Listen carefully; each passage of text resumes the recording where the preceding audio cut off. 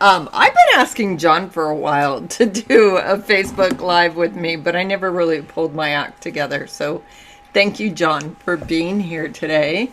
John actually lives kind of down the road from me. He's kind of a neighbor, and I met him because I met other people that were feeding this organic horse feed, Pink Rose Organix. And one of the most common questions I get as an animal naturopath is, what can I feed my horse that is healthy? So I have always looked for better options, and I was thrilled to find Pink Rose Organics, which is formulated by Claire Thunes, who used to be UC Davis's nutrition expert, equine nutrition expert. John's married to his wife Diana. They have 3 kids together, 2 boys, a girl who's 6 and adorable.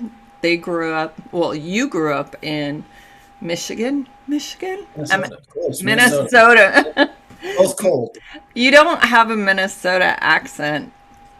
And you joined Cargill, which I used to be a fast track person. So I kind of know about Cargill a little bit. And after college, initially you went through manufacturing, the business side of it, running facilities, building state-of-the-art feed mills, and then moved to product development. I'm reading this, you guys, and I apologize because it actually is pretty awesome.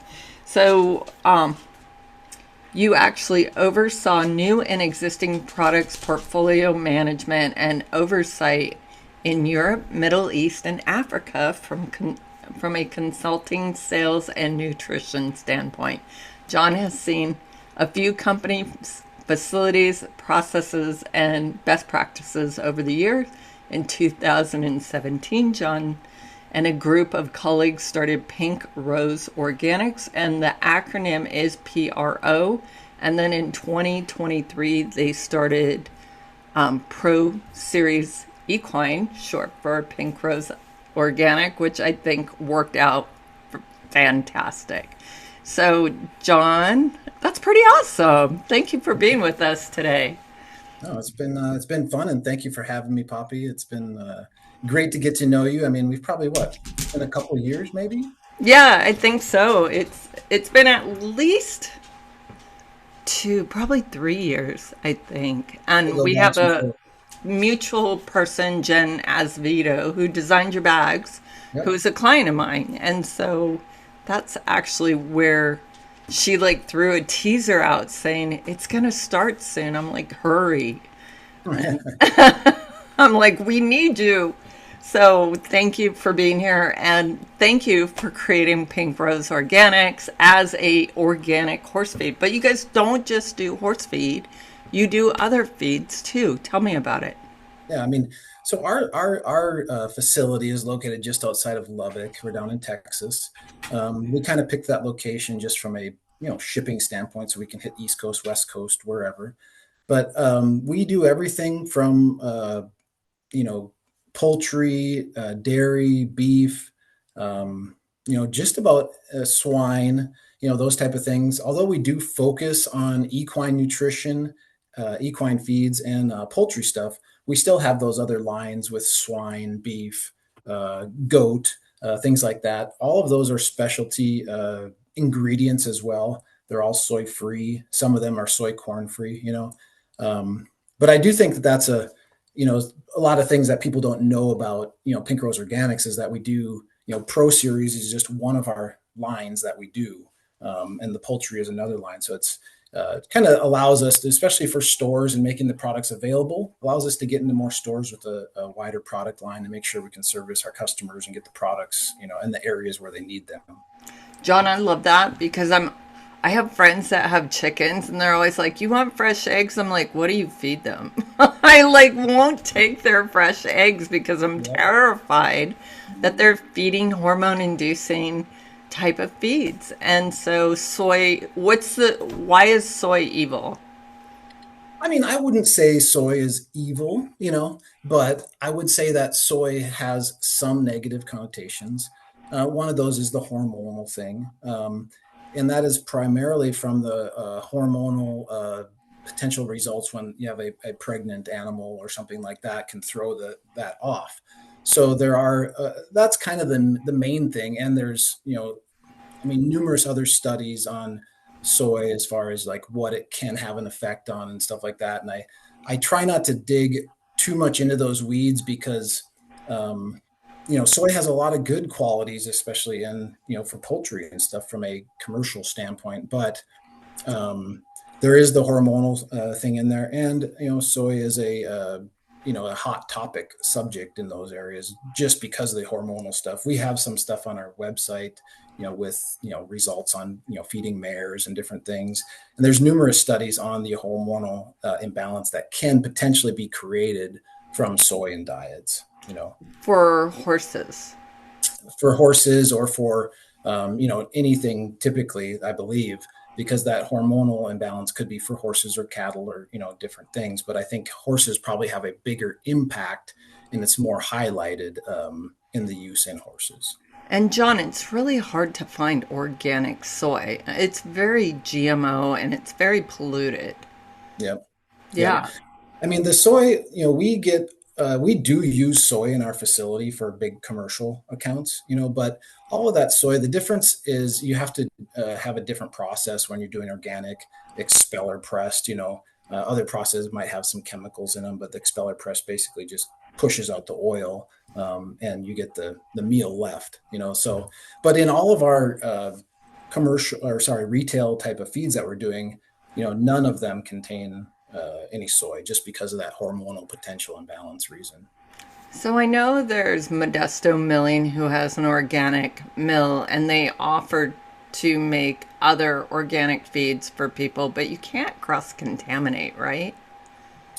You can realistically, there's a big separation that people have to make between organic and conventional, right?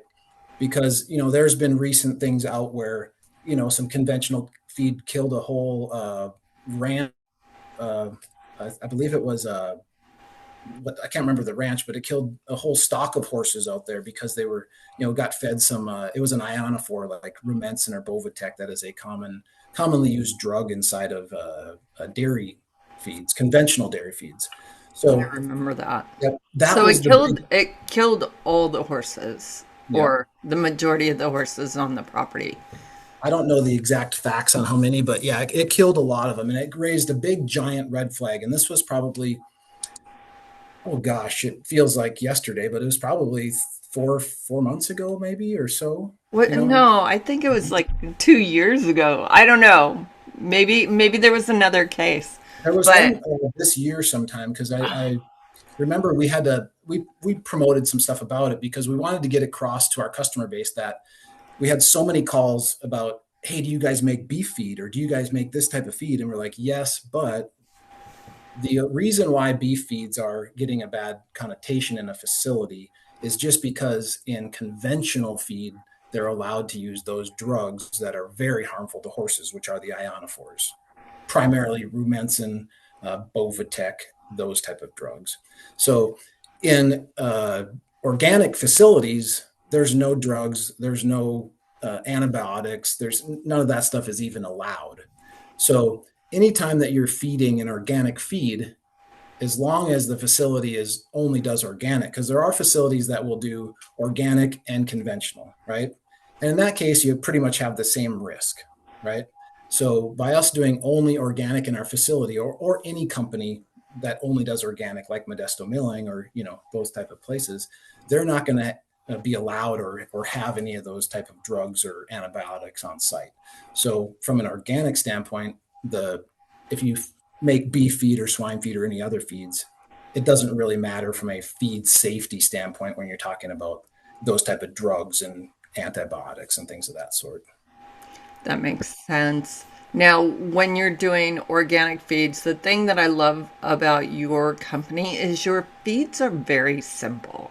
You don't have like a ton of ingredients. When you look on your ingredient panel, there's only so many ingredients. And I'm not a fan of DE. I know a lot of people are, but I've seen some harm from diatomaceous earth. And that was why I've never been a fan of Modesto milling, because they use a ton of DE in their formulations.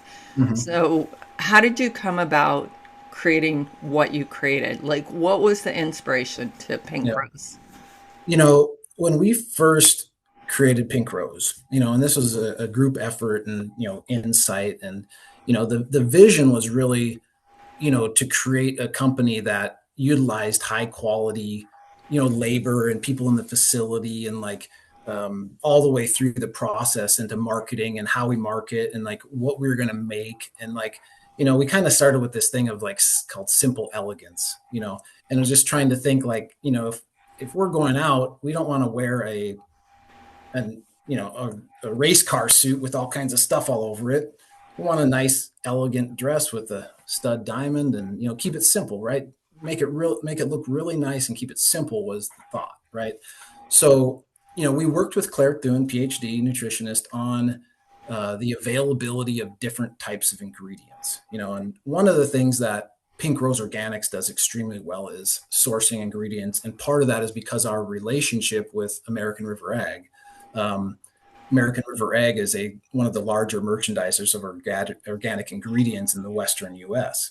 So we are able to capitalize on that and have those things because they're buying ingredients for both the livestock industries organically and the pet food. So we have different things that we have access to or even know about, like the uh, chia seed and the sesame and the rice proteins and dried cranberries and organic banana and like all these different things that we look at. So really trying to make sure that we can get those ingredients that not only are providing the right nutrition, but also that the animal can naturally digest. Because that, I'm sure we'll get into some of the how the equine stomach works and stuff like that. And that's a really big factor in the ingredients that we pick, is how easily that animal can naturally digest it. Well, I love that because there's so many synthetic feeds out there, and it just is a laundry list of stuff, which the horses look okay on it, but long term, you don't, there's so much metabolic issue out there now. Yep. So I mean, lots of chronic inflammation, lots of autoimmune disorders, things we never saw. I never saw that as a kid when I had, like, my first couple horses were, I think they lived to like 30, and they were competitive, and we never did dentals right. We never did anything right. We never did saddle fitting right, but man, they were hardy and they just kept going. yeah, yeah. I mean, I think that it's just like I look at myself. I mean, when I was younger, I never had problems with inflammatory joints, and now I'm older and I can tell when I have a bunch of sugar. I can tell, when I'm not eating the right stuff. So, I think that plays a factor in, especially when you're talking about equine nutrition and horses. And, you think about how much weight a horse has on those little legs and joints and, that type of stuff. So there's a big focus in there and how healthy, we can get the nutrition, to that animal and deliver that nutrition by the ingredients, so if you're feeding the animal the wrong ingredients, you might be able to take your feed to a lab and test it. And you're like, oh, it's got 17% protein. It's got this, it's got that, and then I could put a perfect, the same feed with different ingredients next to it and have the exact same spec. But that feeder is going to get really good results. And the other feed is not going to get the results. And that's same with horses or chickens or other species as well. So I went to Cal Poly. I minored in animal nutrition. This was when computers first started. We literally had to create our own formulations with like code. We had to code the computers. Mm-hmm. And all of these feeds would pencil out on the the guaranteed analysis, the recommended daily allowance. Now, I don't know if they've updated those recommended daily allowances, but back in the day, I talked to Phoenix food, the pet food Phoenix that Mm-hmm. made Renew Gold, and they said that Cal Poly was still teaching out that 1950s book 10 years Mm-hmm. ago. And so here we're like basing everything on very old data. And then, yes, it lines up on your computer, but it doesn't feed well at Yeah. all. So, how much testing did you do?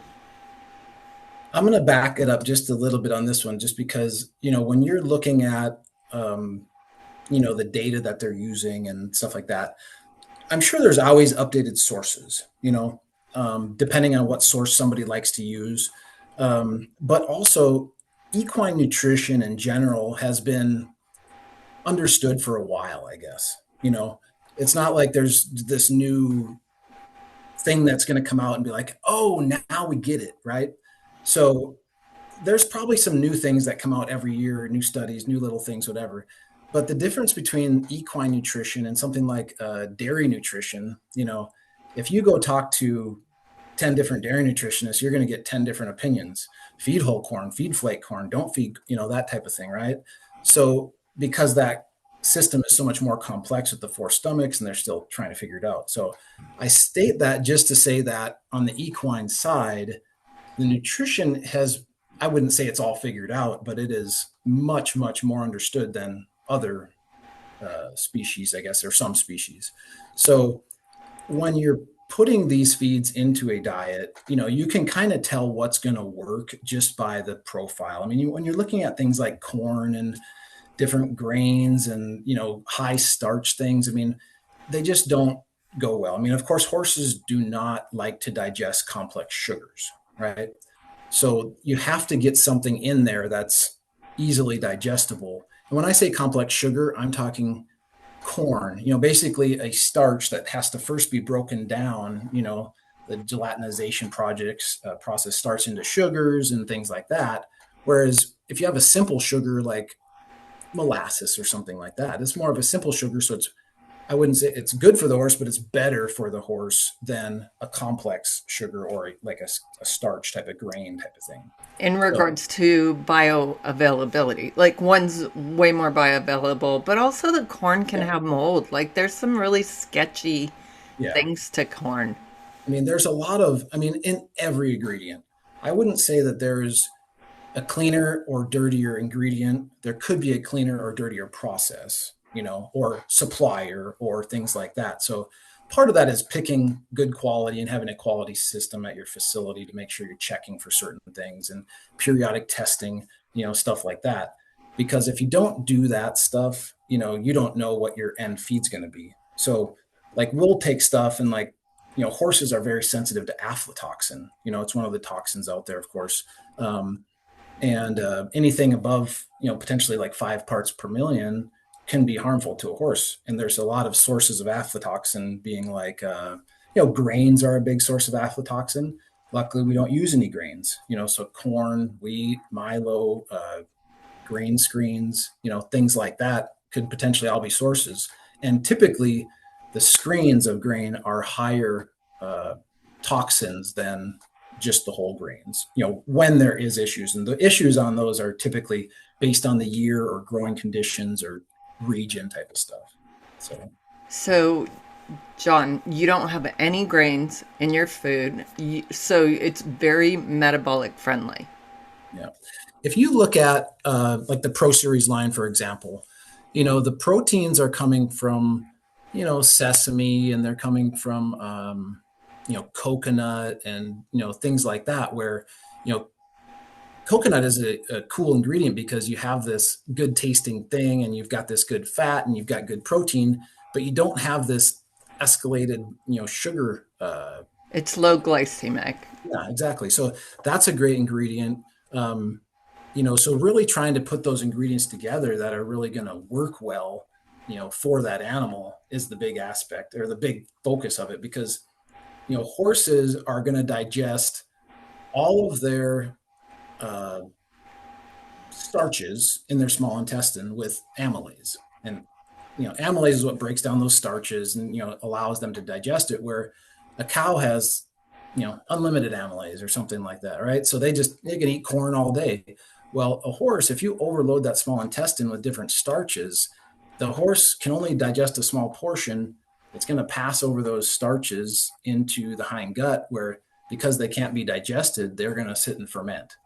And anytime you ferment something, you're changing the pH, pH changes or kills off the microbiome, either a little bit or a lot. And anytime something dies, it gives off gases where you get a mild upset to, even worse. The big thing about that little process is probably one of the most important things people can remember about equine nutrition. Because when you're looking at what you want to feed your horse and you're talking about metabolic stuff, I was actually looking at a diet, oh God, it was a couple weeks ago from Florida.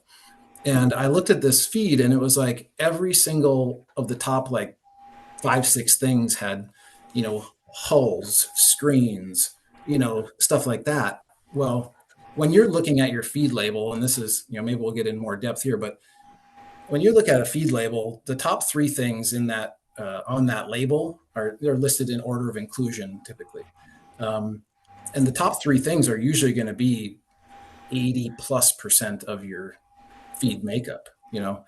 So that's something to really consider. Is you're wondering, why is my horse gaining a little extra weight? He's got good energy, but he's girthy and he's, well, it's because they're getting all these calories, but they're getting wasted because there's so much calories that are listed in those different ingredients that are being pumped up to reach other levels. But then you got these really high calories that kind of get wasted, or, they're not very healthy. They're not efficient Yeah. Yep. in that So, regards. no. Interesting. I didn't know that. I knew that by law they have to put it in order of. Now, is that raw material? Because when you're creating a pellet, I don't actually know when you put everything together and you create a pellet, if the moisture that pulls out, if it changes the ratios. Do you know what I'm No, saying? there's two ways to read a nutritional guarantee. Like anytime that we have a label in the feed industry, it's always as fed values. So what I guarantee on a label is if you take that feed and test it, that's what it should test out at least that. And that includes the moisture, right? If you take that feed and do what's called a dry matter test, then they're going to do a test where they're going to say, okay, we're taking out all the moisture and here's your percentages, right? So basically you figure that there's typically in a pellet about 10% moisture. And so whatever, if you're at a, 10% protein, well, the as fed the as fed protein would be 9, where the dry matter would be 10. That's kind of Because how. the moisture dilutes the recipe Exactly. in that regards. But just to make sure everybody understands, when you see a label, though, it's already diluted. So it's not dry matter on a label. The It's as labels, fed. yeah, labels are always as fed. Okay. Thank you. I didn't Yeah. realize that. Yeah, Yeah. and I remember doing that in nutrition, animal nutrition class, and then it gets a little confusing. Also, like hair, not hair, but hay samples, hay Oh, yeah. analysis.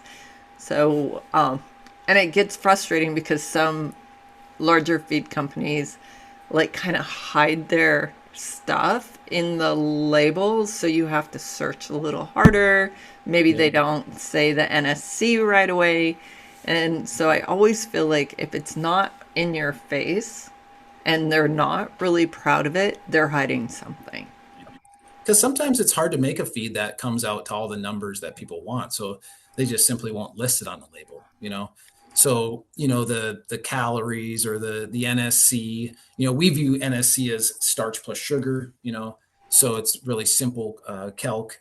We list it on all of our labels just to make sure people understand that. But there's a John, lot of John, steps. tell our audience what NSC is, just in case they Yeah, I don't know. mean, NSC is really just your, starch plus sugars. So you're trying to get something that's, let me see here. So, but the acronym is non-structured carbohydrates.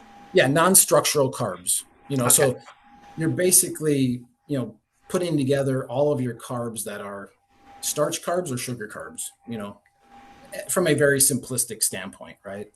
So, there's a numerous ingredients that are either good or bad with those. So you think any grain product is going to create a higher NSC. Um, peas.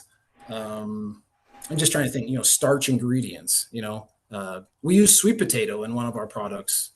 We're probably the only company out there to use sweet potato in horse feed. That one's going to have a higher NSC, and that's actually our Activate product, which is our starch type of energy, where we're trying to use safe starch products, because there's good starch and bad starch, and grains are always tougher starch for an animal to deal with versus oats from a equine industry are considered like a safer starch. Sweet potato is considered a safer starch, and it's great palatability, and it has a high energy level. So And it's great for allergies. yeah. And you're trying to find these different things, these ingredients that are healthy for the horse, and they taste good, and they have all the right spec. It's not easy to do, and as And we it's kind of well, and it's a prebiotic in that regards because you have your natural fiber on top of that, plus the beta carotene.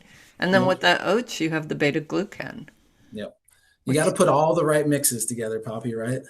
yeah, no, I could Yeah. pick ingredients all day long. And honestly, when we first came out with the first product we did, which was what we call Boost and Balance, and that was just a blend of 6 ingredients, and some probiotic, a good yeast to feed the bugs in the hindgut type of thing.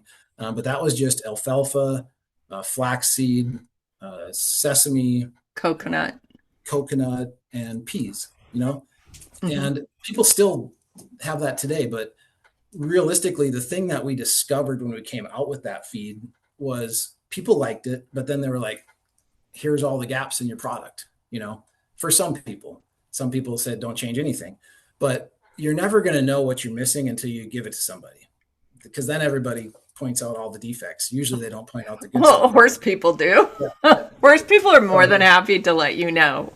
Yeah, but that's a gift, and a lot of the stuff that we've created over the years, it wasn't like we didn't plan, while ahead. It was just we kind of listened to the market, we listened to your customers, and just let them tell you what to do a little bit. You still have to kind of take your own stuff and say, well, this is what we think is right, and we'll see if we prove ourselves wrong or right. But so taking all that information and putting something together, we discovered a couple things. Some people don't want to feed alfalfa. Some people don't want to feed flaxseed. And, these things are either because their horse has allergies or they have a perceived allergy, or, the reality is whether it's perceived or real, it doesn't matter. If somebody doesn't want to feed that, they're not going to feed your feed if it has it. So we create 2 options. One is basically the original Boost and Balance ingredients plus the supplements from ProEq supplement package, which includes all your stuff for joint, gut, all the things that are going to make that horse healthy, natural vitamin E, that type of stuff. So really kind of puts that together, and then builds on those products. Whereas you look at the Engage product, where that's your cooler calorie based product, that's just going to be Timothy and coconut, and like basically it's the same, except it doesn't have the peas because that has the starch. So Yeah, Engage is my go-to. I love mhm, Engage yep. because my horses just sit in the pasture eating all the time. They're not like monster athletes or That's what anything. my wife's horse feeds. I mean, he's a 22-year-old Rocky Mountain mare. She is barefooted, has amazingly healthy feet, has been on the product. She was pre-diabetic, for a while. And after we got on Gauge, the cool calorie base, it just helped her out, and her hooves are healthy. She's got dabbles exploding everywhere, So, those type of things, the proof is in the pudding when you kind of get the test results. So Absolutely. And a pretty horse's gut is super different than any other animal because it's slow, it's long, and they are hindgut fermenters. So it does sit in the body a really long time. So they right. have a lot of ability to break it down enzymatically and really utilize the nutrition if it's efficient. But Yep. if it's covered in like GMO and fake ingredients, I think it doesn't really go anywhere. Well, I like what you say with utilizing the nutrition, because, you know, if it doesn't really matter, like when we're talking about our taxes and stuff, right? It doesn't matter how much money we make, it matters how much we keep. So when you're feeding your horse, it doesn't really matter how much you're feeding it. It matters how much the horse is able to consume, right? So a lot of people are putting these diets into their horse that they're like feeling like they're giving them all these calories or they're giving them all this stuff, and they're like, well, they're just not getting the results, so let's pour more into them. They need more feed. Well, that's not really typically the answer, right? It's when you're on something that the horse is getting. A lot of horses out there today that people don't know about are have an unsettled hindgut or something with their hindgut, a slight issue, and that person or that owner might not even know about it, just because it's mild enough where, oh, the horse is just, he's got an attitude today, or we think it's something else, but really, if you have a stomach ache, do you want to hang out and go riding and do stuff? Probably not. So what we see a lot of times when we switch horses over to the Pro Series line is, it takes them a little while to transition, and then after about, you really start to see results in 45 days, give or take, and every month you see more results. What happens after about, I would say, 4 to 6 months, you kind of start to see that you can cut back on feed, because anytime we do a switch over, we try to match up the calories. Here's what you're currently feeding. We're going to match up the calories and stay on it, because the last thing we want to do is have a horse that goes down. We're like, oh, there's something wrong with the feed. So we try to match up the calories, but what happens is over time, that hind gut of the horse will start becoming more efficient, starting to heal, that type of thing, because when you're putting all that other stuff in there, it's not good for their digestive system, right? So as they clean that out, they start to heal more. You're going to have a hind gut that is much more efficient at processing what you put in it. And if you're putting organics in, you're getting products that are already a little bit more bioavailable than other products as well. So Yeah, that's pretty cool. yeah. I cringe at the red and white checkerboard. Yeah. Yeah. Every time I read their ingredient panel, and so many of my clients feed that it's often a hard sell to get them to swap over, because they grew up with it. They're ranching families and their grandparents fed it. Yeah. And when you try to educate them on the inflammatory aspects, and feed's not what it used to be.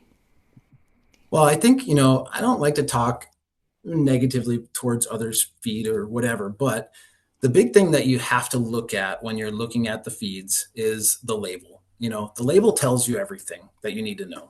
There's a few different things. Is, one, we would never recommend only feeding a pellet, and no long stem fiber source. The best thing for the horse is a long stem fiber source. If you can't feed anything and all you can afford is a long stem fiber source, feed that. Feed that hay, because that's what they're designed to do, is eat that hay, munch on it, keep a little bit in their system all the time. So you're constantly feeding the bugs, constantly making those bugs healthy. And then when they do eat something else, the bugs are healthy to take care of it, right? So, I think that's a big aspect of it.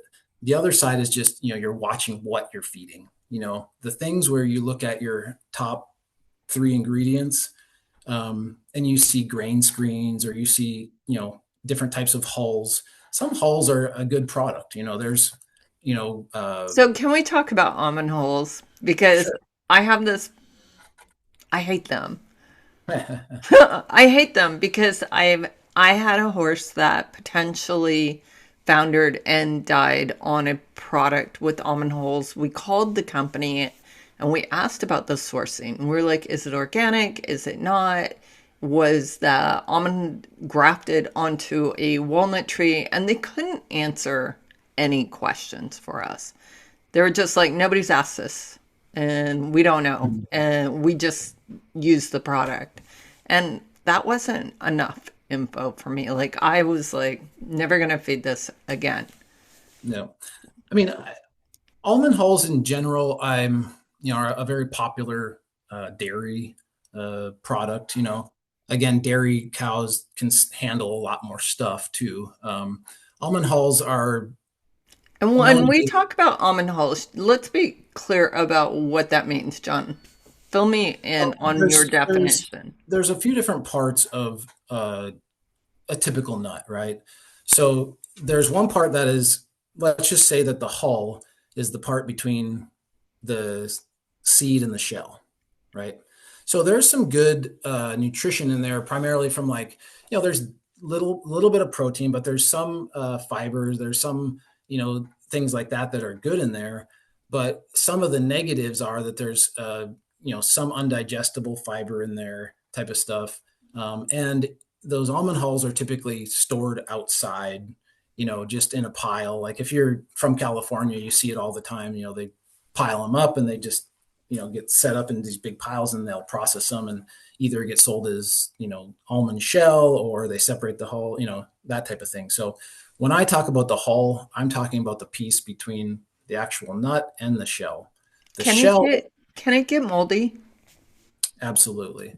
The outside storage is always not great. The same thing for coconut, honestly. Um, if you look at coconut, and like the coconut we use typically is just white coconut, like the meats. We don't have any of the shell in our coconut. The shell product is cheaper, but the big drawback of the shell is that that's where the aflatoxin lives, right? So same thing with an almond. It lives in the shell. It lives in different parts of that thing. So but if you're storing something outside and it's raining on it, and there's going to be the stuff under there that's probably not touched, but there's always going to be that layer of bad stuff. So it's not I would say that almond hull is at least qualified as a cheap ingredient, a super cheap ingredient, you know. So usually almond hull or those type of things are fillers, or they might be getting a little nutrition from them, but it's not like a great thing to put into a, you know. Yeah, it just scares the heck out of me because, to call this reputable company and they can't answer any questions that I have. And so I'm just like, if you can't answer it, I'm not feeding it. Well, I can tell you one thing, that the difference between like the Pink Rose Organics business and other feed type companies is that, our bigger division with American River Egg is all pet food, you know. So when we're selling ingredients into the pet food industry, oh my goodness, it's like selling in the food type of thing. There's background things on them. There's, guaranteed analysis, there's testing, there's sourcing, there's, Food Safety Modernization Act from, USDA, and, stuff that you have to have in place. And, so there's a lot more depth on the pet food side, of course, than when you're talking about commercial feed on the equine side. Is just livestock, right? So we've really done more so on our side with treating it more like, making sure we have approved suppliers, making sure that we have a regular test program on ingredients, making sure that, that who we source from is actually legitimate, not, selling something that's a blend or, whatever. And then also testing and making sure, because in the ingredient industry, there's always a chance somebody is selling you something that's not what they say it is. Right. I think that happens more often than not. And then, John, one day I walked through a feed manufacturing business in Oakdale, and there was rat poisoning in between each grain bin. Like, these were open stalls of grain that were in a warehouse, and then rat poisoning, Mm-hmm. boxes of rat poisoning, and it was dispersed throughout. And I was just like, you guys just leave rat poisoning right by the oats and stuff? And they're like, yeah, it's fine. And so what's your thought on that? I was horrified. I wouldn't want that in my feed.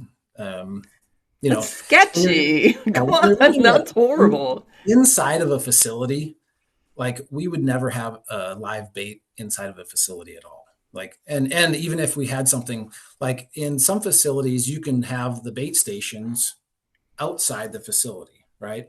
And the bait stations have to be contained. So you can't just go grab bait and then leave. A rat can go in there and eat some stuff and then leave, right?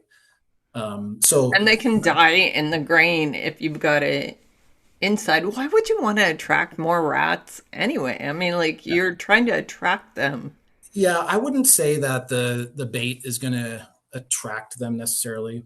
Um, but if you have an issue, and this is a bigger issue for organic mills than it is for conventional, of course. Just because if you have a rodent issue, it is tough to get rid of them, without poison or without whatever, right? So, I'll say two parts to this. Is one is you should never have any bait inside of a facility, that type of thing, right? Right. We don't have any bait. Any traps that we have is we use what we call tin cats or live traps or whatever. They go in there and they pass away and we take them care. Third party house pest control does that type of stuff, right? Externally, they can use bait stations, like from a legal standpoint, right? And you But have it's always externally, it's not by grain bins, or are they still outside. Yeah, storing?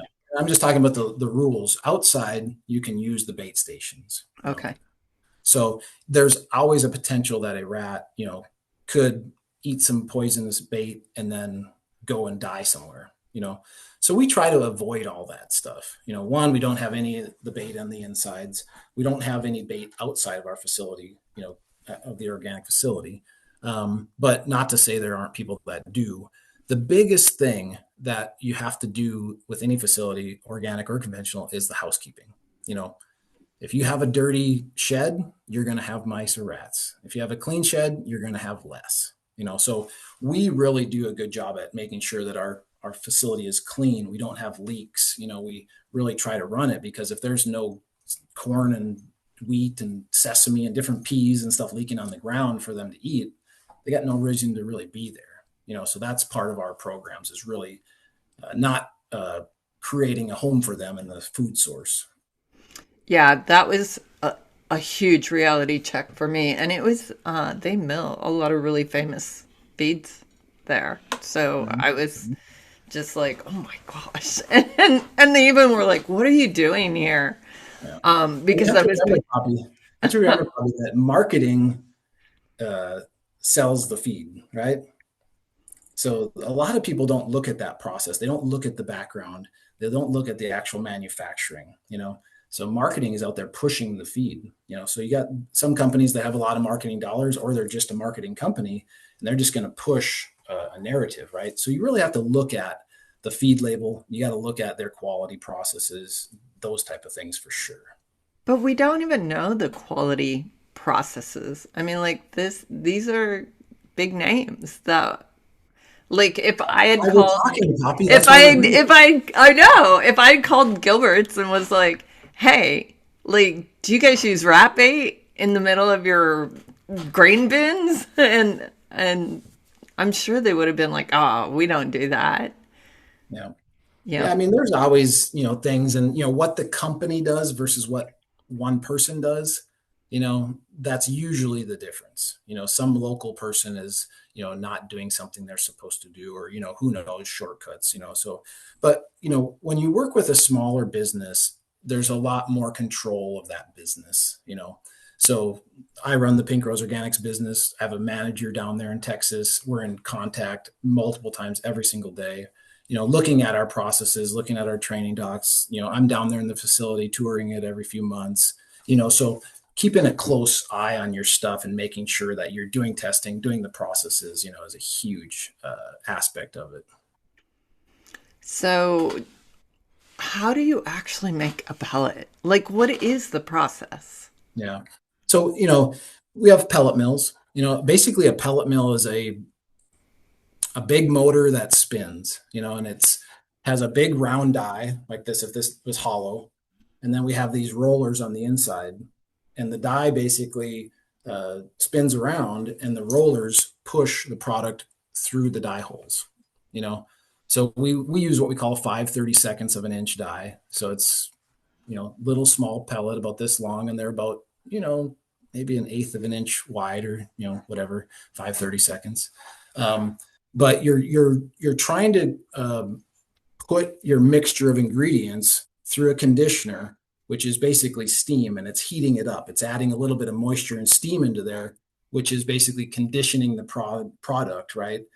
Breaking down starches into sugars, gelatinization, and as it goes through the process, that's what binds that pellet together, is the heating of that product. The And the moisture, the heating, you make like a glue almost. yeah, you're basically producing a glue or some type of, gelatinization process to get the pellet to bind together, right? So that's what we do, is we go through, and when we're designing pellets, we have to look at ingredients that are going to make a pellet. That's always the tough thing, especially for a product like Engage, which is a cool calorie base, low starch, low sugar. Well, guess what works well for binding pellets? Starches, right? So you're trying to figure out other ingredients that have good characteristics that can not only provide the nutrition, but also provide something that's going to look like good enough in a bag that's not just a bunch of fines and junk, right? So that has a big factor on it. It's just pressing stuff together. We try to minimally process things, So like our Elevate fat product that's 24% fat, we use bound fat with that because when you're talking about fat products, the competitive fat product would have a pellet or a nugget with a bunch of oil sprayed on it, right? And your horse is just trying to digest, high levels of oil soaked into a pellet. Well, you don't really digest a glass of oil if you drink it, right? Lots going to pass through. So when we talk bound fat, we want to have sunflower seeds, chia seeds, coconut, these ingredients that have the fat inside them. We pelletize it together so the horse can't pick through it, but then the horse is digesting those ingredients and slowly getting the oil out of it rather than just getting all the oil into their, digestive system. So what about preservatives? Preservatives, we use, if we have to use a preservative, it's a natural preservative, mainly like antioxidant things. And we only put it in our fat feed, that one we're just talking about, Elevate. So you can use some naturally, organic approved antioxidants. So vitamin E, vitamin C. Yep, things like that. There's one called KN50. That's a natural antioxidant that gets used. Really what that's doing is delaying the rancidity of the fat, making sure that product doesn't go bad from a rancidity standpoint and things like that. So just extending the shelf life a little bit. John, I know in dog foods they spray the bag with like a preservative or some sort of, I don't know. And you're better off leaving the feed in the dog food bag because it's designed that way to store it. Is that the same with horse feed? Typically not. Typically the bags are not airproof, on the livestock side of things or in horse feeds.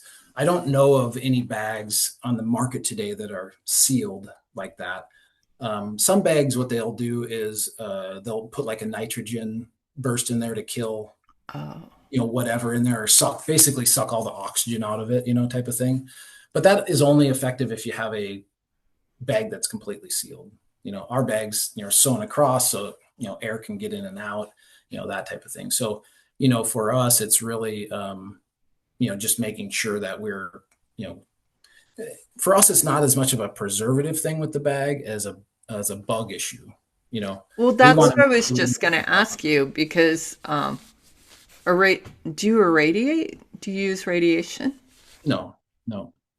So, I mean, when we manufacture, if we're just talking about to get rid of bugs, cleanliness is the big thing, making sure the facility is clean. And then, every year in the industry, whether it's us or any other company in the feed industry or any type of food, actually, for that matter, you have these what's called confused flower beetles, weevils, they look like a little flax seed, and they come up throughout the industry globally every year. And, midsummer, typically early August is when they start really showing up. And they're a problem through end of September, maybe even later, depending on the heat. Those are a tough one. I mean, some years, like we do a really good job and we'll only have maybe a handful of complaints throughout a year with some bugs. Part of that's because we keep it clean and we keep our inventory really low during that time of year. Because anytime it sits around, you open up that window for, one of those little weevils to come in there and lay eggs on it that you don't know about. And, the eggs hatch, it looks clean when it leaves and it hatches and all of a sudden it gets somewhere and they're all over. Now, I will say that those weevils are not harmless at all to a horse or to a chicken or to anything. Or really. They are harmless. You mean they are not harmless. They are not harmless. Sorry, I'm saying it wrong. You're freaking me out, John. No, they're harmless It's only because there's bugs, and it's like I don't want to handle a bag with a bunch of bugs crawling on it and get contaminated other places, So that's the big reason. It's So I've not. actually gone to a feed store and they were spraying all the feed bags down with pesticides. Yeah. And I was like, you guys know that those bags are porous, right? And they're like, what are you talking about? I'm like, so the pesticide's soaking into the pellet. And they're like, no, it's not. It's waterproof. And so, what are your thoughts?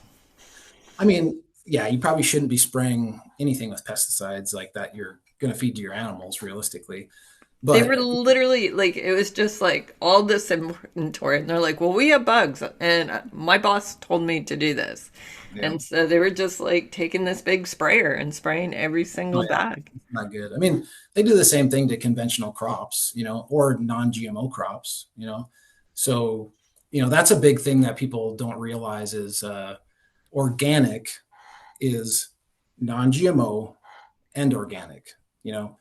Non-GMO just means that the seed source is non-GMO. It means nothing about the practices and the no pesticides, none of that stuff. So So it's people, not genetically engineered. So organic cannot be genetically engineered seeds that are developed organically. yeah, they cannot have genetically engineered inorganic. Excellent. I'm glad that you clarified that because I always wondered about that is could they just take genetically modified seeds and grow it with organic processes and call it organic? Yeah, there's basically organic means non-GMO. It's like there's a few different ratings. GMO just means the seed that the seed source, but they could grow that crop the exact same way they do regular GMO crops versus non-GMO. So, but organic has a totally different set of practices, of course, with pesticides, things like that, because they've done a ton of studies on glyphosate. A lot of people might not know what glyphosate is, but glyphosate is your pesticide, your Roundup Ready, that type of stuff, right? So when you go into a grocery store and test conventional foods, most of them are coming positive for glyphosate pesticides. If you go test your conventional horse feed, you will almost absolutely be positive for glyphosate pesticides. So one of the benefits of it organic is that they're not allowed us to use any pesticides, things like that on crops. So you get this product that is inherently, has no pesticides in it. So you have a better product than glyphosate, because glyphosate is a killer, right? I mean, that's why it works. It's designed to kill stuff. So you put that in your hind gut, it's going to kill a portion of your microbiome. That's just what it's going to do. It's a nutrient blocker. So, you know, there's a ton of studies all the time on that. But if I put it into my simple perception is that feeding something with glyphosate is probably not going to hurt your horse, or you're probably not going to notice it for years, right? But as that horse turns 10 or 20, I don't know, at some point, because what's happening is it's also bad for your system, but it's also sucking away some of the nutrients. So if you can make that horse's hindgut healthy, and that's what we focus on, is how do we make the hindgut healthy with products, that the ingredients that the horse can naturally digest so they can get all of it. So making that hindgut healthy is extremely important, that they can process it. Because if you can do that, we don't put anything in our feed for, healthy hooves, you know, but horses that are on our feed have healthy hooves. So I always tell people, if you're supplementing biotin, you know, the horse can produce all the biotin it can consume if the hindgut is healthy in the hindgut through the metabolic reaction, right? So if you're supplementing biotin because you have unhealthy hooves, there's probably a root issue with what you're feeding your horse, or it could be another issue with the horse and they need some type of biotin supplement, of course. There's a lot of special horses that need something special. But in general, the horse should have very healthy feed as long as their hindgut is healthy, you know? So just making sure they can capture that stuff and not putting stuff in there that's not good for them. Yeah, I've noticed in my career that when horses have shelly feet, they often have ulcers. Mm-hmm. So it Yep. seems to go hand in hand. Feet are kind of forensic to the inside Yeah. of the And horse. another point I'm just bringing up, it's on poultry. We find that a lot of our equine customers have poultry as well. But what we get is a lot of comments on our poultry feed is that their coop doesn't stink as much anymore. The Oh, litter cleanliness and stuff like that, because it's more solid. Because when you're eating stuff, I mean, you think about if I go eat McDonald's, my stool might be a little runny. I If I'm eating steak and don't want to veggies, think about that, John.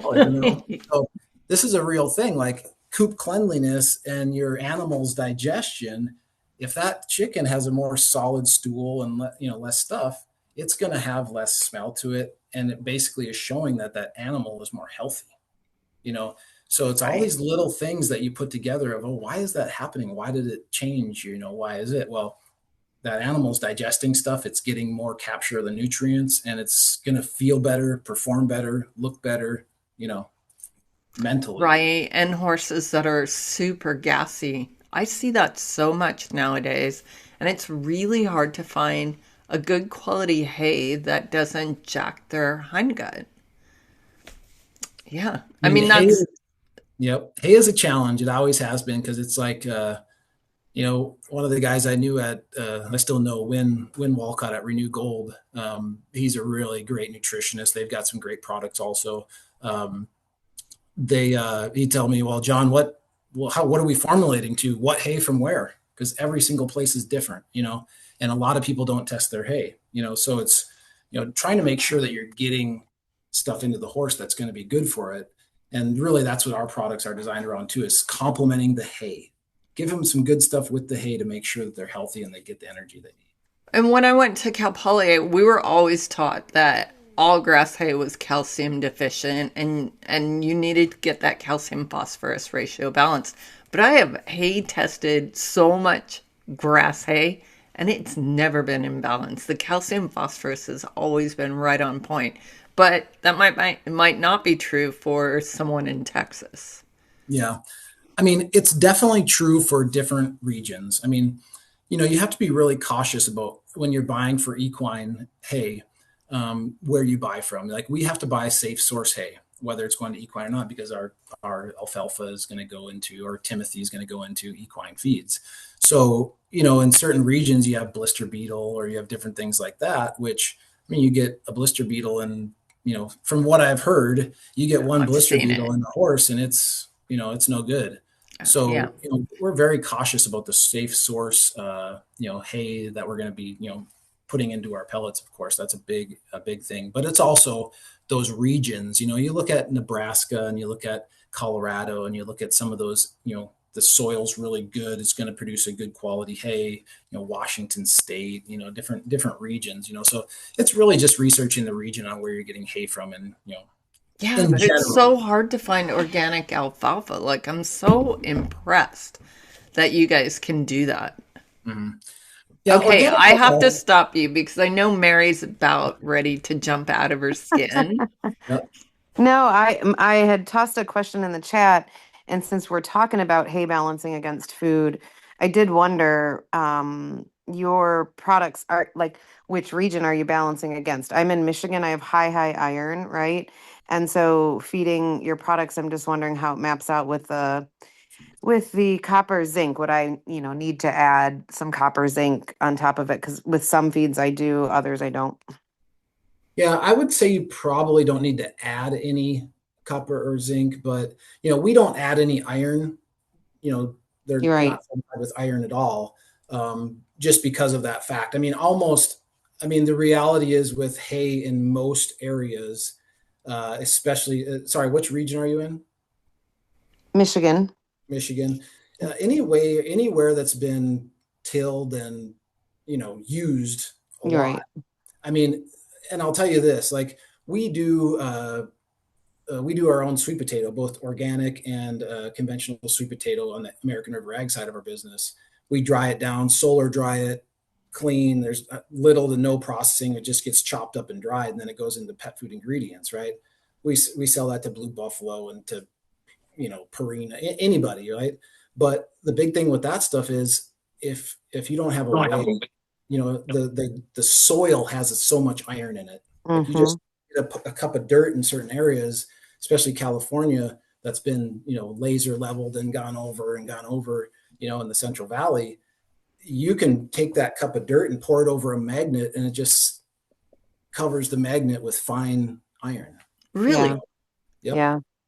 So That's I'm not sure crazy. about Michigan, but definitely other areas that have been, farmed heavily. Oh, heavily farmed. Yeah, we're heavily agriculture and then cars, but yeah, our water, our hay. I mean, there's just no getting away from heavy iron here. So, I Okay. mean, going back to the question, like we have that, that balance in the ration, and we kind of tell you how much we have in there. But if something else that you're feeding might throw that off, we typically don't, tell people how much to adjust it. But just because it's such a wide range of, answers on it, But we Great. don't Thank add you. any additional iron for sure. Yeah, that's great. It's great to have that option in your product too without additional iron added. I Yep. don't know why that is that so many feeds add iron. Like because there is this problem everywhere. So, thanks. Yep, for sure.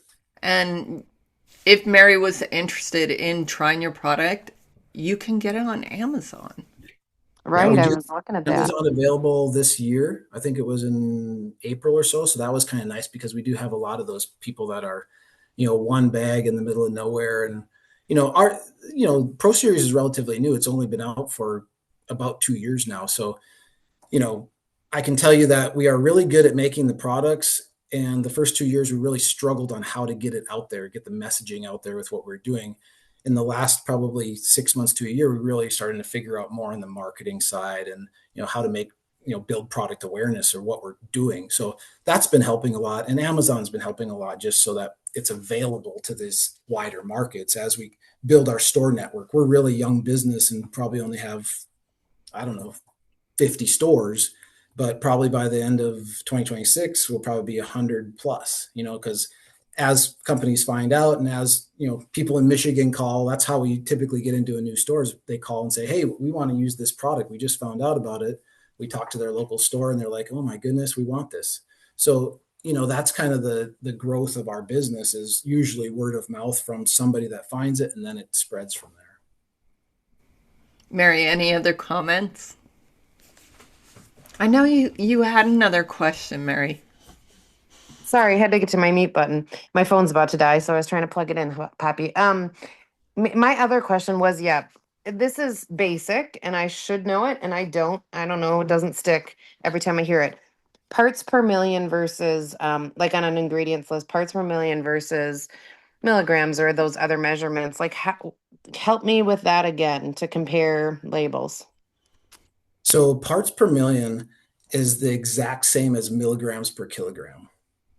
Okay, perfect. See, I had Yep. to write that You down. I'm think like, about, the Milligrams per kilogram. yeah, because when you're thinking about the thanks for metric, validating me, Poppy, and saying it out loud again. yeah, I wanted to like drive it into my brain too because I actually well, didn't know that. just think about the metric system, right? You have 1 milligram in a million kilograms. So basically parts Wait, per really? Seriously, 1,000,000 kilograms? Wait, say that again. milligrams per kilogram. So you have a million milligrams in a kilogram. Okay, I didn't know that. Yeah, so the parts per million is equal to milligrams per kilogram. Okay. Whew. It's Thank you, because Mary, for asking that. Poppy, it just doesn't even compute. Well, it reminds me of Don't that. try to compute it, just know what it is.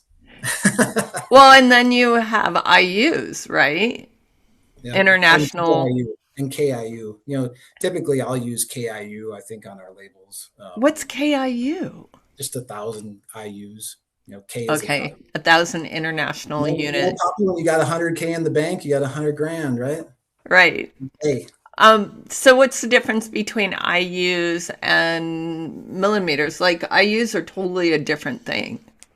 well, millimeters is a measurement of length, and IUs is a measurement of something else. Nutritional units. Nutritional units. Yeah, the actual potency Yeah.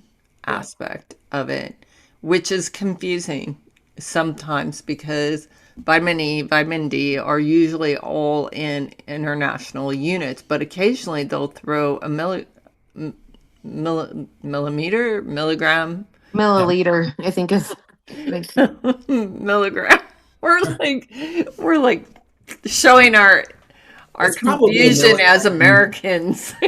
probably some type of gram measurement, or because it has to be a percentage, or it has to be, you know, I mean, I don't see that how it could be milliliter, but maybe No, it's not. that. It's totally not. Yeah. I'm just like brain fading on this. Um, Well, it is it's before Christmas, so we're all worn down a little bit. well, it's kind of wet and cold here too. I was in LA all week. It was nice. It was like 70 degrees, and then I come home to like having to clean out culverts all day. Oh, yay. Yeah, it was fun though. I actually enjoy that. So, if you wanted to get Pro Series Equine, you can order it on Amazon. If you are in California, do you sell it anywhere else? Yeah, on our website, we've got two different websites that we use, pinkroseorganics.com and proseriesequine.com. So the site will tell you where all of our stores are. We've got numerous stores in California, from, Lee's Feed in Shingle Springs. You can actually special order there. Eventually, they'll probably get to where they store. Finally, Yeah, so go in finally. there and special order from Lee's Feed. It'll be me that drops it off on my way home, for you guys Or until you they're can going just there. bring it to my house like Yeah, you there you do. go. Yeah, exactly. But otherwise, we've got feeds down in Lockford, out in Higbee's, in Davis, California. We've got Bay Area Peninsula feed. What about Texas, John? Because This I is have a lot of Texas clients that ask me about it, and you guys mill it in Yep. Texas. Yep. We're actually, it's funny, when we never really focused on Texas initially. And we put a bunch of time into, like, when we first launched Pro Series Equine into California, because it's such a big market. We focused on hunter jumpers initially.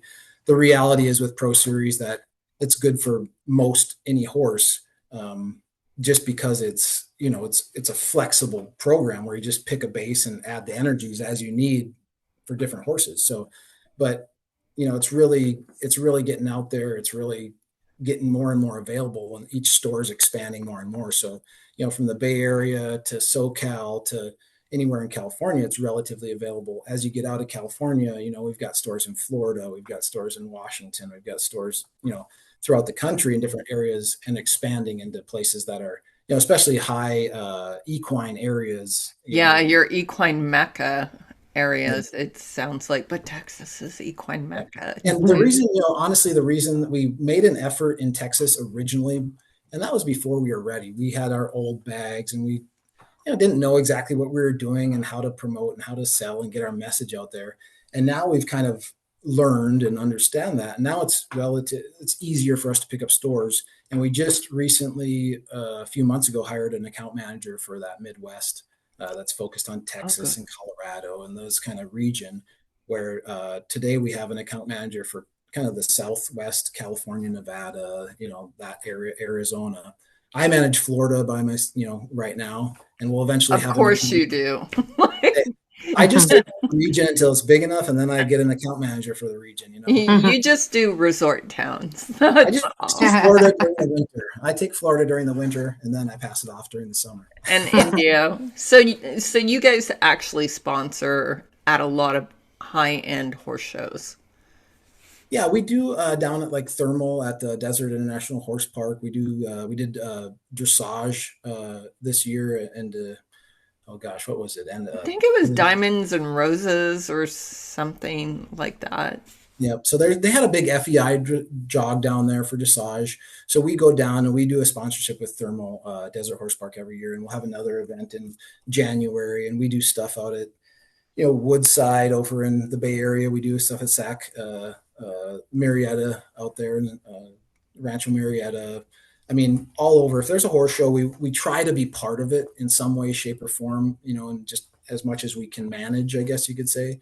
It's a big capacity to have people and cost, but trying to just get the You're business. everywhere in California. Like all my show clients have like recognize your logo. Um, are you doing the same in Florida? We are doing the same in Florida, just not as much uh, promo at this point right now. I'm actually out there in early January, and I'll be back out there in March. I was just out there in November. So really it's trying to build up some people out there and find some partners we can work with that have barns that like the concept and they're able to promote and, share information with other locals. John, I know Cavler has this huge hunter jumper following, and it comes as like a whole grain look. And so it's just like bits and parts. It's not necessarily pelleted. Are you guys considering doing something like that, or just sticking to the four basic programs that you have? Yeah, I mean, we do have other products in our roadmap, I guess you could say. We don't plan to necessarily do a textured feed like that. There's a few different drawbacks. And Cavalier has a great feed and a lot of different feeds. We try to really make it more simplistic and I guess you could say customizable by just picking a base and then adjusting your energies as needed. But Right. yeah, I mean the textured stuff doesn't last as long, you know. Internally Internally, or storage wise? it's more susceptible to moisture. You know, when you pelletize something, Oh, you're keeping it as less susceptible. Same thing with a mash. A mash feed, just like a meal form, is more susceptible to moisture. And moisture for us is the thing that causes mold. it's the kiss of death. Yep, Like, it I have kills your such a shelf life. pet peeve of people reaching in the feed with wet hands. Like, Yep. they'll wash their buckets, they'll go scoop the feed, and I'm like, no, stop. Yep. Yeah, That's one point, but the big thing too is that making a consistent product that looks the same and performs the same, and the horses can't pick through. That is a big reason, partially, of not doing textured, with horses being able to. You look at a horse and you're like, they can't pick through that little seed. Like, look at their mouth, and you're like, nope, they'll pick out every single black oil sunflower seed and eat it all before they eat anything else. So that, those are two real reasons of, shelf life, and just making sure that it's a consistent feed. that's hilarious. But Hey, there's, Poppy, since you went down this path, I want to ask. So I'm looking at your site, and it looks like I didn't look at all your feeds. I was looking at the one that's the low NSC Engage. It looks like a ration balancer, right? Is there any in the works for more of a hay balancer pellet? yeah, I mean, we consider that a forage-based balancer, Okay. so what you would do is you're feeding that with your hay, and your energies, so that's really what is considered is, the complete program is your long stem fiber source, and then you feed to match, what you wanting to feed with your hay. So for our programs, you're going to pick, there's only two. Here's where our program makes it simple for people, because when I was trying to compare feeds, to, okay, how are we going to price it, or how are we going to make it competitive, or how are we going to make sure that this is, what they need, is you're trying to compare your feed to others and, like, where does it fit and that type of thing. Well, you look at other companies that have, I don't know, 50 different feeds or 25 different feeds, and it's like, what, it was hard for me to tell which one. Well, that one kind of looks like this one, and this one, and this one. So that is a big part of it, is making sure that you're picking the right thing for your horse that's, easy to pick. So you pick your base, which has your supplements and things like that, the Right. core nutrition of the horse. And then you either pick your energies, both energies, or no energies. My wife's Rocky Mountain is gets pleasure ridden a couple times, 2-3 times a week, maybe. They don't need any additional energies. They need their core supplements from their, the product that they're getting, with a little bit of calories, and their hay. So, but you have other horses that are going to want to have, some elevate fat energy, or some activate starch energy, or, they need cool calories because they're metabolic and they need engage, or they need more weight on, they need achieve, and they need, that type of thing. So it's, really trying to mix and match and create a good diet for your animal in the end. So basically, you have two Timothy blends and two alfalfa blends, and one's you You have have, each you have one. you have two base products.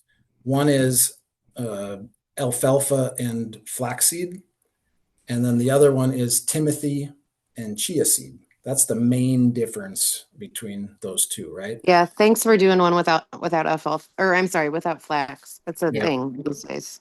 Yeah. And then you have two builders. We call them builders. Those are your energies. So depending on what your discipline is, depending on what type of horse you have, depending on, whatever, you can add, there's only two types of energies, whether it's equine or, whatever. You got your glucose energy, your starches, sugars type of things, right? And then you have your fat energies, right? So by adding different levels of those two energies, most of it's going to be around a half a pound to 2 pounds, depending on how much and type. Your fat energy is your slow release. It's going to come out over time, whereas your starch energy is I want energy now, So by those two mixtures, you can feed most horses, to the desired, level and keep them very healthy and very positive mindset type of thing. So, from the difference of a long endurance or a quick, like rodeo horse, you would adjust your feed as needed. Yep. Rodeo is going to be like a barrel racer is going to probably feed more of the starch activate type of product. Which base they pick is sometimes just depends on the horse, but typically it's going to be a higher energy base as well.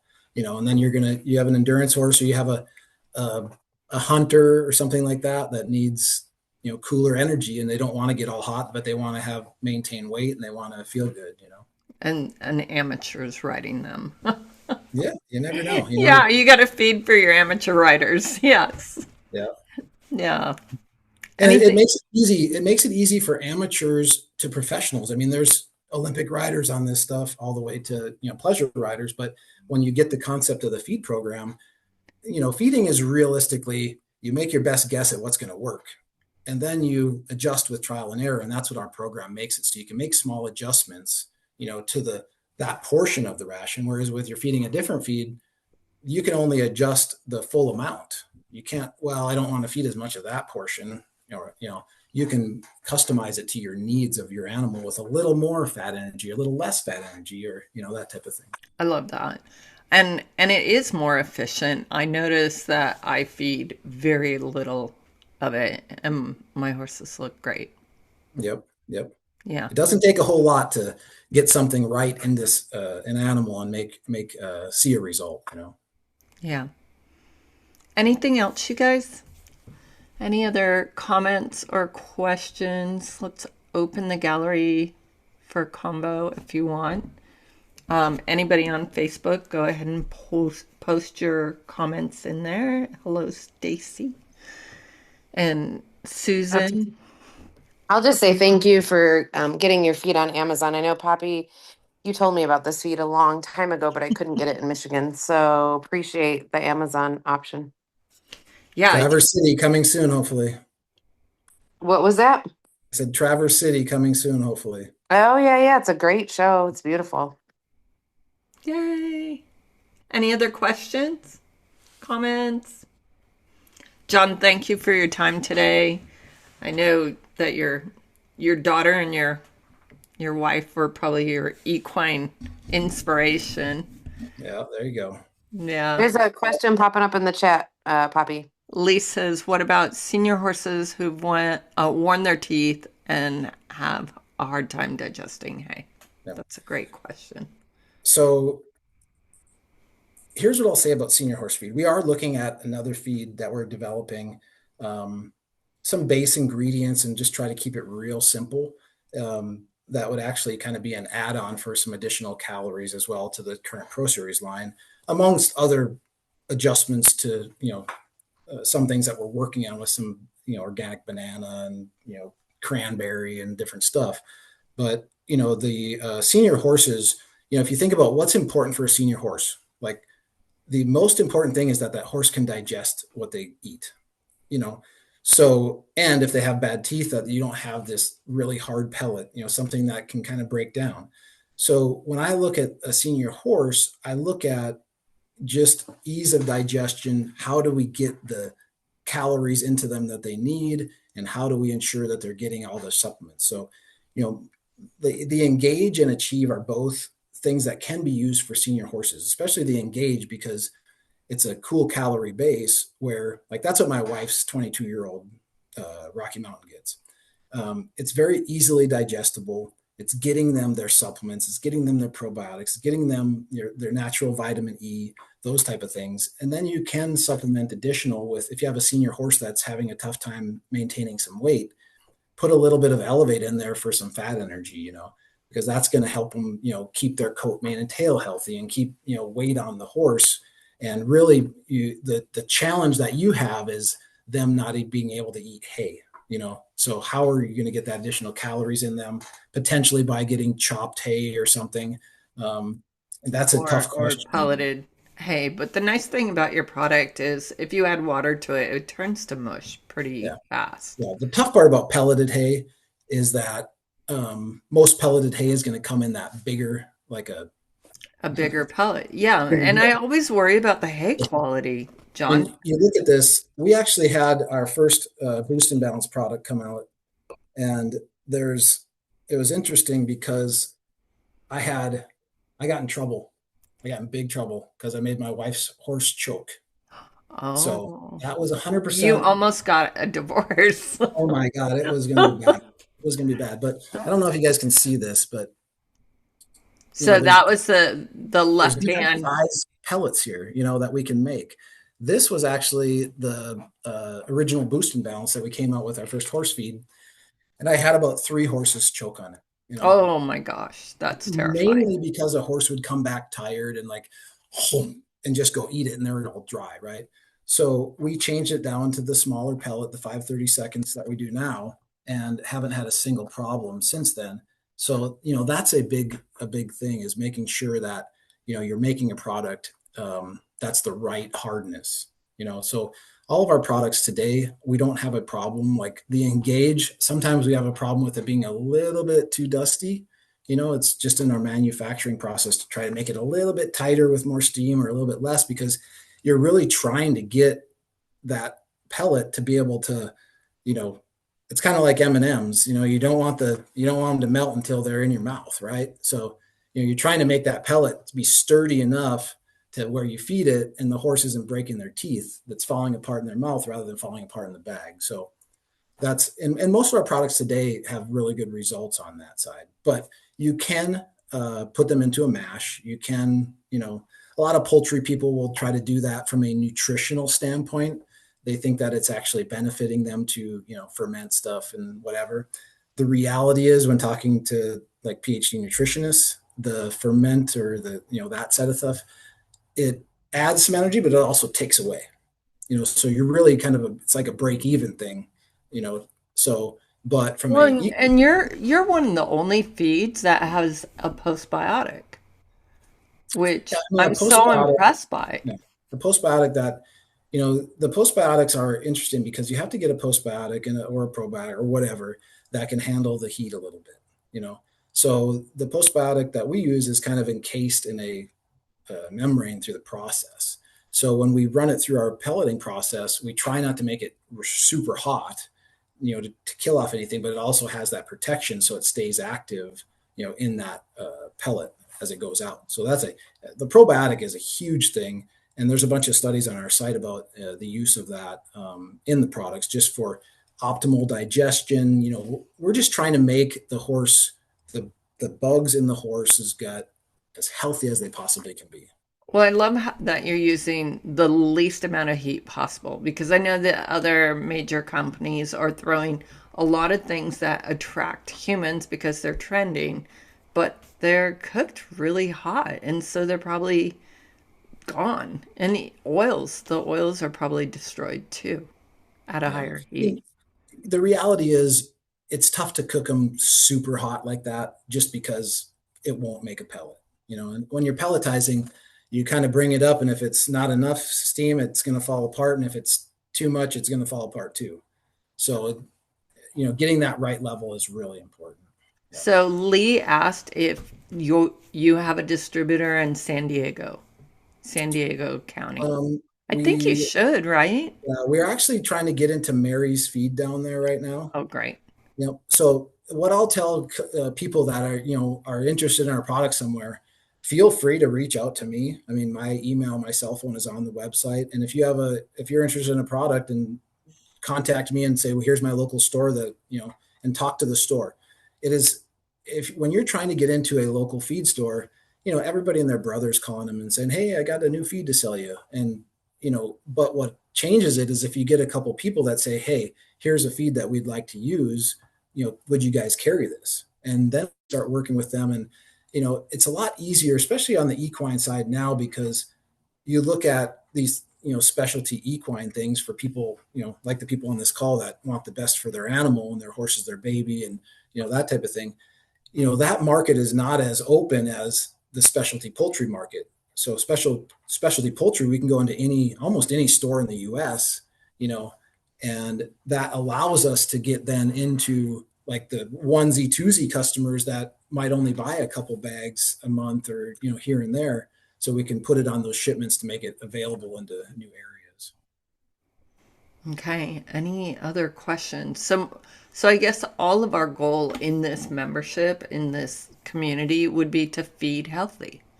Yep. Like we want our feed to magnify health, not take away, not cause inflammation, not cause pain or aging, like as well as destroying the gut microbiome and just like candy. I don't want to feed candy to my horse. Right. Help to get them off of it once you get them on it. Yeah, it is. I had a horse get addicted to red cell, and as I went to Cal Poly and rodeoed for them, and he was anemic. I put him on red cell. He got like a beast. He was great, and then I tried to back him off, and he fell apart so bad. He was like an addict to red cell. I was so surprised. But you guys, I really want you to remember that Claire Thunes did these formulations, and Claire is pretty much the queen of equine nutrition. Yeah, she's great. She is, I have the absolute most respect for her. She is UC Davis's PhD equine nutritionist. She now lives in Arizona. I think her company, she changed the name. Is it Peak or Pinnacle or something? No, it's She God, keeps, no. she's changed it a couple Now of that you say times. that, I gotta look it up. I screwed you up. But she has extensive amount of education and webinars and things That's like that. Clarity Equine now. Clarity. That makes sense because of Yeah. Claire. I Yep. love that. Oh yeah. No, Very Claire's been great, and like she's brought some new ingredients to us, and we're always bringing new ingredients into the mix and looking at things that can help us. And one of the things is trying to make really healthy stuff taste good. right. Especially for those like a product like Engage, which is highly fortified with those vitamins, minerals, things like that. We're working on organic banana flavor into that one right now. Well, and you have, I think, It's rose hips, if I remember right. It might be in one of the different ingredients that we use because we use a number of herbal type things like oregano and paprikas and different things like Rosemary, so. I think. Yep, there's a few different things in the oregano product that it's so great for the animals. I mean, from horses to other things, that we use in some things like chicken and stuff. But, every little, you think about some of those ingredients, they just have natural gram negative, like in the stomach, those salmonella, E. coli, they're naturally fighting these things so that, we see it a lot in different, like for us, when we feed like a dairy calf or something, it is really easy to see the results of what you're doing because they keep such good track of the data. Oh, I can see like the calves are producing better, they're growing better, or there's less death loss due to infection or things like that. So it's a really good indicator of some of the ingredients that we might use for an equine, just because of that's how that Industry is. well that Yeah, yeah I mean, between the dairy and the beef and all the consumable industries, they're very scientific about what's going into their animals. And equine are a luxury item, and they're hard to run tests on. They're expensive. Yep, exactly. And you're not raising, you know, 10,000 cows. You got four horses you're working with, right? So it's just a different beast, right? And Yeah. that industry deals with some easier things than the equine industry deals with. But, I mean, I think if you look at the bottom line is if you're saying, if you look at your ingredient label and you look at the company that's making your feed and you put something good into your animal, you're going to get good results. But you also know where it's sourced from, and you Yep. can answer those questions. If I called you and said, John, where'd you get this? Yep. Yeah. Yep. So that's It confidence. makes it less stress on me. Yeah. Unknowing is always the worst stress, just trying to make sure things are lined up and where it come from, and your supply on things. Supply these days is a big thing just because the supply chain is different than it was 5 years ago, right? So That is true. Yeah, even in my herbal recipes, they ran out during COVID. yep. I had to like modify everything and outsource to different companies. So it didn't feed the same. It was a little learning curve on that. Yep. Right on. John, thank you so much for your time. Super informative. Stacy says thank you. And this will go up on YouTube. You'll get a raw copy to use however you want. You'll get a transcript for being our guest. And you guys, if you want to reach out to him, PRO Series Equine.com or pinkroseorganic.com. True? Organics with an X. X. Yep. Yeah, there's website inquiries and any of that stuff. You guys send those things in. We get those questions answered within a day. So yeah, feel free to do that or reach out to one of the account managers or myself from the website. We leave our contact information on there, and you're more than welcome to reach out. And if you're at Thermal, stop by the booth, say hi, and attend one of his jamming parties. Because Johnny throws a good party. And if you're in El Dorado Hills, call us and stop by the office. We love having people stop by, and we always have some new fresh merch and hats and vests and different Should things have here. worn So we mine. love when people stop by and check out some stuff. And if you have time, stay a while. Well, and John's offered to take my clients out to lunch and do a tour. So if that's something you guys want to do, if you're local or want to drive a couple hours and do that, let me know and we'll get a date that works for everybody. It's a short trip from Michigan. Yeah. Thanks. The weather's Thank you better very here much. than your place, probably. I don't Yeah. know. Maybe not. Okay, you guys have a fabulous Christmas, and we need some irises for Kathleen and some other my clinical iridology companion animal students. So if you want your dog or cat's irises assessed, submit them in the Facebook group or contact me via messenger or email, and you guys get a free assessment for their final exam. So all right, you guys have a great week, and I'll see you next Monday. All right. Thanks, everyone. Bye. Thank you.